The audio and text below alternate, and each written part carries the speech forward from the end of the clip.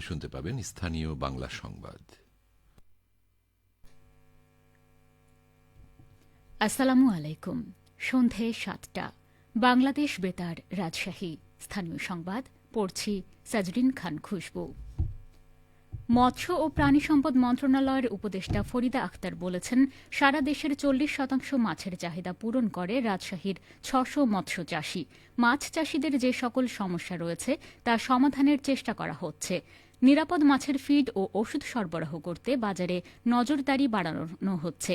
নিরাপদ ফিড ও ওষুধ না পেলে যে মাছ চাষ হবে সেটা মানুষের স্বাস্থ্যের জন্য ঝুঁকি তৈরি হবে। এক্ষেত্রে নজরদারি বাড়ানো হবে। আজ রাজশাহী বিশ্ববিদ্যালয়ের কাজী নজরুল ইসলাম মিলনায়তনে international fisheries summit and expo ২০২৫-এ প্রধান অতিথির বক্তব্যে তিনি একথা বলেন। অনুষ্ঠানে মৎস্য ক্ষেত্রে সাফল্য অর্জনকারীদের পদক প্রদান করেন তিনি। মাছ রপ্তানির সুযোগ তৈরির ওপর জোর দিয়ে তিনি আরও বলেন, জলবায়ু পরিবর্তনের প্রভাবে তাপমাত্রা বাড়ছে, কাজেই মৎস্য চাষীদের শিখতে হবে মাছকে কিভাবে শীতল পরিবেশে রাখতে হবে। আসন্ন ত্রয়োদশ জাতীয় সংসদ নির্বাচন উপলক্ষে ভোট কেন্দ্র হিসেবে ব্যবহৃত সিরাজগঞ্জ পৌর এলাকার বিভিন্ন শিক্ষা প্রতিষ্ঠান পরিদর্শন করেছেন জেলা প্রশাসক মোহাম্মদ আমিনুল ইসলাম। আজ বিকেল থেকে সন্ধ্যা অবধি পরিদর্শন অনুষ্ঠিত হয়। নির্বাচনকালীন সময়ে ভোট কেন্দ্র হিসেবে ব্যবহৃত সিরাজগঞ্জ পৌর এলাকার রহমতগঞ্জ বালিকা উচ্চ বিদ্যালয়, ভিক্টোরিয়া উচ্চ বিদ্যালয়, জ্ঞানদায়িনী উচ্চ বিদ্যালয়, হৈমবালা বালিকা উচ্চ বিদ্যালয় সহ বেশ কয়েকটি মাধ্যমিক ও প্রাথমিক বিদ্যালয় ঘুরে দেখেন জেলা প্রশাসক। এ সময় নির্বাচনের পূর্বেই ভোট কেন্দ্রে বুথের গোপনীয়তা রক্ষায় প্রতিষ্ঠানগুলোর দরজা জানালা সংস্কার, ভোট গণনা ও ভোট গ্রহণ কর্মকর্তাদের জন্য প্রয়োজনীয় কক্ষ সংস্কার, পর্যাপ্ত আলোর ব্যবস্থা গ্রহণের নির্দেশনা দেন জেলা প্রশাসক। সিরাজগঞ্জ সদর উপজেলা নির্বাহী কর্মকর্তা মোহাম্মদ মনোয়ার হোসেন সহ শিক্ষা প্রতিষ্ঠানগুলোর প্রধানেরা এ সময় উপস্থিত ছিলেন। শিক্ষার প্রসার ও গুণগত মানোন্নয়নে নওগাঁর মহাদেবপুরে শিক্ষক সমাবেশ করেছে এমপিও ও নন এমপিও ভুক্ত প্রতিষ্ঠানে কর্মরত শিক্ষকরা। আজ দুপুরে উপজেলার সর্বমঙ্গলা উচ্চ বিদ্যালয় মাঠে এই সমাবেশ অনুষ্ঠিত হয়।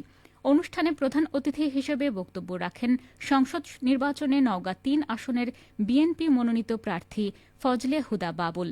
অনুষ্ঠানে বক্তারা শিক্ষার প্রসারে আধুনিক প্রযুক্তি সমৃদ্ধ যুগোপযোগী শিক্ষা প্রতিষ্ঠান গড়ে তোলা ও শিক্ষক শিক্ষার্থীদের সুবিধার্থে তৃণমূল পর্যায়ে গবেষণাগার স্থাপনের ওপর গুরুত্ব আরোপ করেন। এছাড়া বিদ্যালয় থেকে শিক্ষার্থী ঝরে পড়া রোধ ও শতভাগ উপস্থিতি নিশ্চিতকরণে অভিভাবকদের আরও সচেতন হওয়ার আহ্বান জানান তারা। অনুষ্ঠানে সভাপতিত্ব করেন নওগাঁ সরকারি কলেজের অবসরপ্রাপ্ত অধ্যক্ষ প্রফেসর মোখলেসুর রহমান।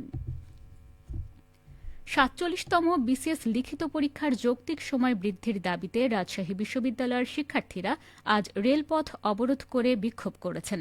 একই সঙ্গে ঢাকায় আন্দোলনরত পরীক্ষার্থীদের ওপর পুলিশের হামলার প্রতিবাদ জানানো হয়। রেলপথ অবরোধের ফলে রাজশাহী ঢাকা রুটে পদ্মা এক্সপ্রেস ট্রেন রাজশাহী স্টেশনে আটকা পড়ে, এতে ভোগান্তিতে পড়েন যাত্রীরা। দুপুর ৩:১টার দিকে পূর্ব ঘোষিত কর্মসূচির অংশ হিসেবে বিশ্ববিদ্যালয়ের বুদ্ধিজীবী চত্বরে সমবেত হন পরীক্ষার্থীরা। পরে বিসিএস লিখিত শিক্ষার্থীবৃন্দ এর ব্যানার নিয়ে বিক্ষোভ মিছিলটি রাজশাহী বিশ্ববিদ্যালয় স্টেশনে পৌঁছায়। সেখানে তারা রেল লাইনে বসে পড়লে ট্রেন চলাচল বন্ধ হয়ে যায়। আন্দোলনকারীরা অভিযোগ করে বলেন, পূর্বের বিসিএস পরীক্ষাগুলোতে লিখিত প্রস্তুতির জন্য পর্যাপ্ত সময় দেওয়া হলেও এবার পিএসসি ২ মাসেরও কম প্রস্তুতির সময় নির্ধারণ করেছে, যা অযৌক্তিক ও শিক্ষার্থীদের জন্য অপ্রস্তুতিমূলক। ক্ষোভ প্রকাশ করে তারা পরীক্ষার অ্যাডমিট কার্ড পুড়িয়ে প্রতিবাদ জানান। নাটোরের বাগাতিপাড়া উপজেলায় জনসাধারণের ধান সংগ্রহ করে দেওয়ার উৎসবে অংশ নেন নাটোর ১ আসনে বিএনপি মনোনীত সংসদ সদস্য প্রার্থী ব্যারিস্টার ফারজানা শারমিন পুতুল। আজ উপজেলার ফাগুয়ারদিয়ার ইউনিয়নের সদর এবং স্বরূপপুর এলাকায় উপজেলা যুবদল এবং ছাত্রদলের নেতাকর্মীরা আবাদি জমি থেকে বিনামূল্যে ধান কাটা এবং ধান মাড়াই কার্যক্রমের আয়োজন করে।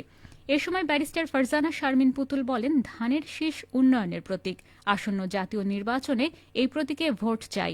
এই প্রতীক জয়যুক্ত হলে দেশের উন্নয়ন এবং সুশাসন নিশ্চিত হবে। এ সময় অন্যান্যের মধ্যে উপস্থিত ছিলেন বাগাতিপাড়া উপজেলা বিএনপির সাবেক আহ্বায়ক ও বাগাতিপাড়া পৌরসভার সাবেক মেয়র মোশাররফ হোসেন, বাগাতিপাড়া উপজেলা বিএনপির সাবেক সদস্য সচিব ও বাগাতিপাড়া উপজেলার সাবেক চেয়ারম্যান হাফিজুর রহমান। এদিকে নাটোরের লালপুরে শ্রী শ্রী ফকিরচাঁদ গোসাইজির আশ্রমে নবান্ন উৎসব অনুষ্ঠিত হয়েছে। আজ দুপুরে নতুন চাল ও কালায়ের ডাল মিশিয়ে খিচুড়ি, 5 সবজির তরকারি, মিষ্টি ও পায়েস পরিবেশন করে আশ্রম কর্তৃপক্ষ। সবশেষে আবহাওয়া। আজ রাজশাহীতে সর্বোচ্চ তাপমাত্রা ছিল 29 ডিগ্রি এবং সর্বনিম্ন 15.4 ডিগ্রি সেলসিয়াস। সন্ধ্যা 6টায় বাতাসে আপেক্ষিক আর্দ্রতার পরিমাণ ছিল 80%। রাজশাহী ও পার্শ্ববর্তী এলাকায় আগামীকাল সূর্যোদয় ভোর 6টা 26 মিনিটে। সংবাদ শেষ হল। আমাদের পরবর্তী স্থানীয় সংবাদ প্রচারিত হবে আগামীকাল সকাল 8টা 10 মিনিটে।